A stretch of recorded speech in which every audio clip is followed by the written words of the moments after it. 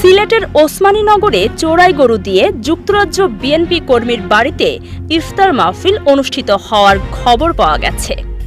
বিষয়টি নিয়ে সামাজিক যোগাযোগ মাধ্যমে চলছে তুমুল সমালোচনা। চোরাই গরু দিয়ে ইফতার মাহফিল আয়োজনের বিষয়টি জানাজানি হলে বিএনপির ওই কর্মী গরুর মালিককে মূল্য পরিশোধ করেছেন। গ্রামের সালিশে যুক্তরাজ্য প্রবাসীর বাড়ির তত্ত্বাবধায়ক ঘটনার দায় স্বীকার করেছেন। খোঁজ নিয়ে জানা গেছে, ওসমানীনগরের পশ্চিম পৈলনপুর ইউনিয়নের গোলমুকাপন গ্রামে যুক্তরাজ্য প্রবাসী এম আহমদ ওরফে মধুমিয়ার বাড়িতে এ ঘটনা ঘটেছে। এম আহমদ যুক্তরাজ্য বিএনপির রাজনীতির সঙ্গে জড়িত।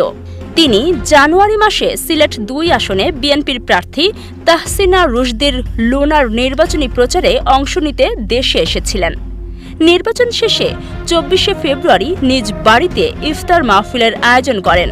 পরে জানা যায়, ওই ইফতার মাহফিলে জবাই করা গরুটি ছিল চুরি করা। মাহফিলে অংশ নিয়েছিলেন চুরি যাওয়া গরুর মালিকসহ সহস্রাধিক মানুষ।